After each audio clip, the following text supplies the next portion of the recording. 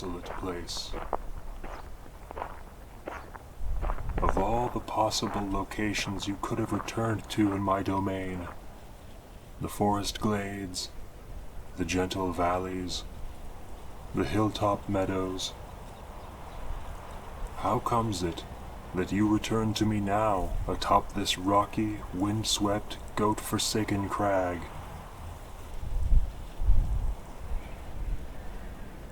You do not speak, human.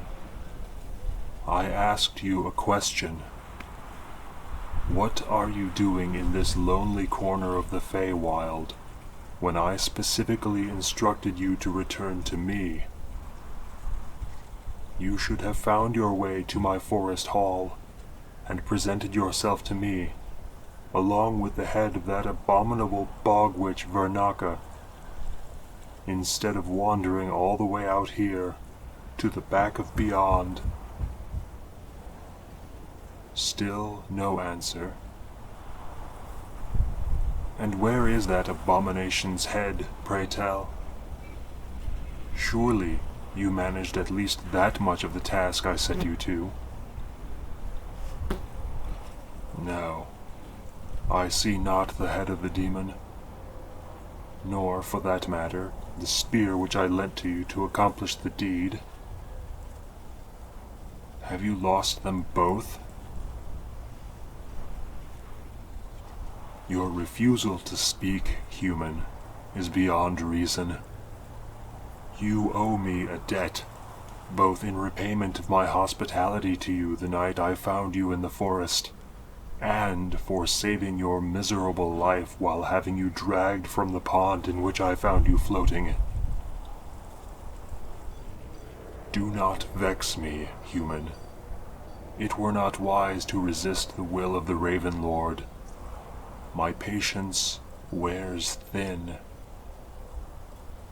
Now, why did you not return to me in my forest hall? And where is the head of the bog witch? And where is the fang of the moon? Still, you do not answer.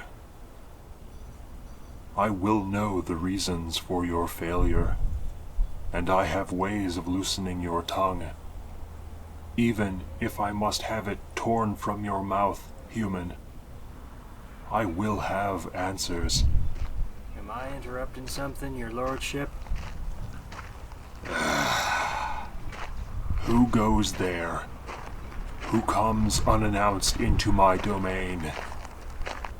It's me, you old bird. The wandering madman with the long ears and the jackrabbit head. What brings you to my lands, O mad seer of the wastes? I might ask you a similar question, O raven-headed lord of the forests. What in the hell are you doing out here in the willies, so far from your lofty great hall in the trees? And with a human in tow, no less. Looks kinda suspicious, if I may say so. Do not presume to question my deeds and doings, Iago. My business is my own. This human is merely a thrall of mine, a servant who has failed in the task I set them to. They have come back to me silent and empty-handed, and without the weapon they were supposed to carry forth on their errand. You seem awfully pissed about the whole matter, Lockefeather. Did you lose one of your shiny trinkets again? I did not lose anything, Iago. And the Fang of the Moon is not a trinket. It is an artifact of great power and might. I spent 100 winters, Iago.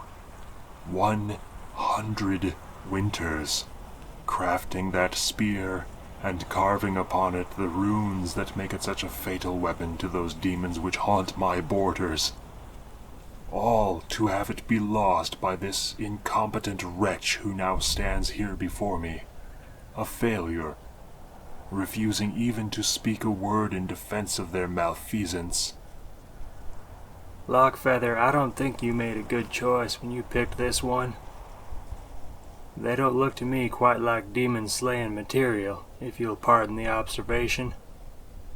Just standing there with their head full of eyes, while you rant on and on about marauding demons and the loss of your pretty little sharp stick.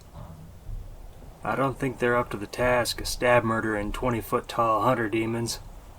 They seem to be doing all they can, just staring at the two of us palavering here on this rocky hilltop. Can't say as I blame 'em, though. Ain't every day most humans get to see a rabbit-headed derelict in a dirty raincoat standing arguing with a vine-covered fey lord with black feathers and a raven's head. They shall pay for their incompetence, and their audacity for returning to me empty-handed, in scorn of my hospitality and the boon that is owed to me, and for the loss of the Fang of the Moon. You really are mad about losing that thing, ain't you, Lockefeather? What concern is it of yours, Iago? You want it back? I can get it back for you. What? How? From where? From right here.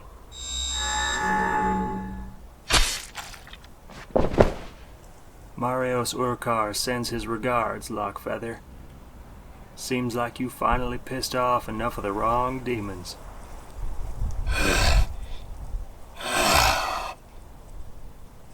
Why, Iago?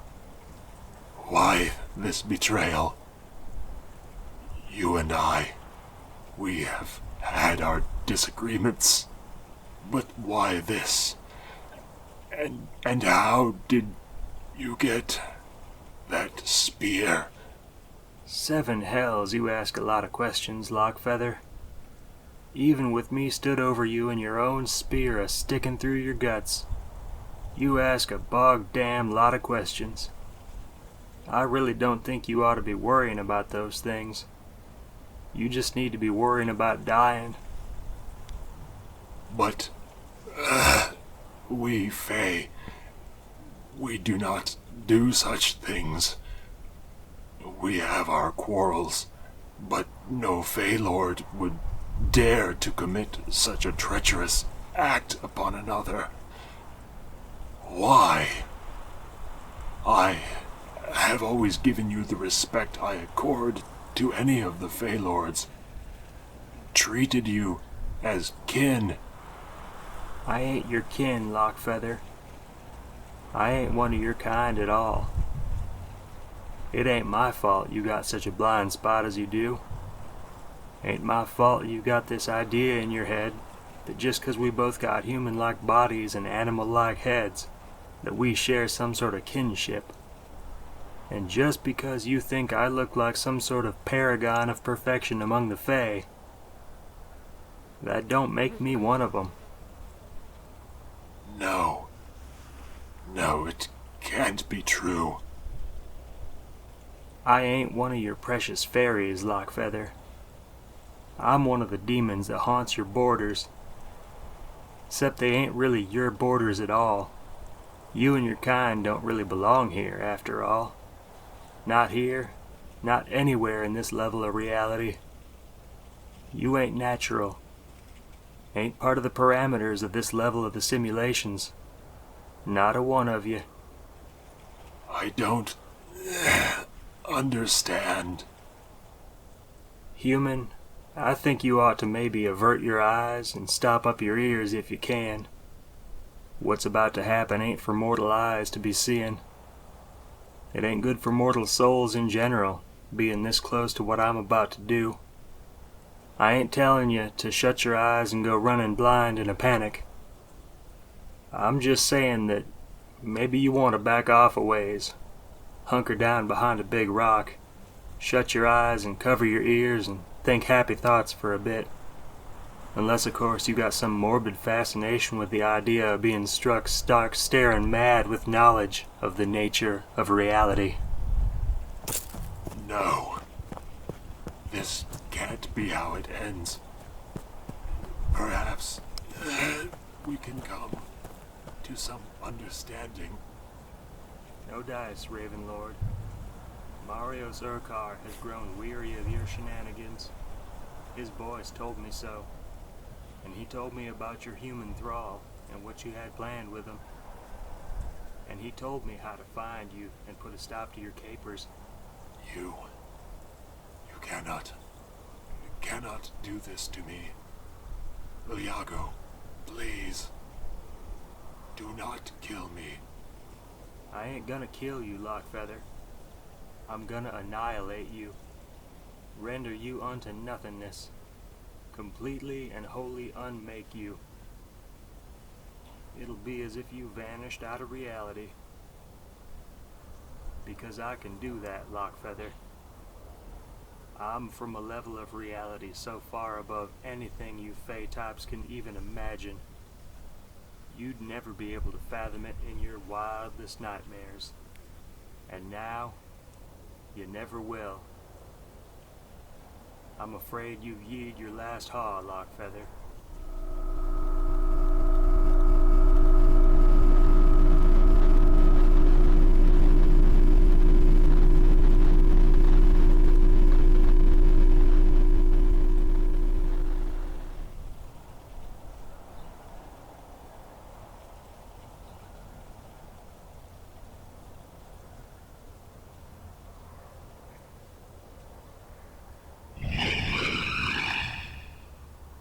Deed's done, human. You can open your eyes now. I'm gonna take you back to your own world now, human. It's gonna be quick and confusing, and you ain't gonna like it. But at least this whole silly season will be done with, at least as far as you're concerned. That memory block, the one the voice of the Titan put on your mind, that'll take full effect once you're back in the mortal realm. You won't remember none of this, except maybe in your nightmares. Know this, human. You've seen and been seen by things which are far beyond the ability of mankind to even understand, let alone deal with. Count yourself fortunate you've been spared it all. Now let's get a move on.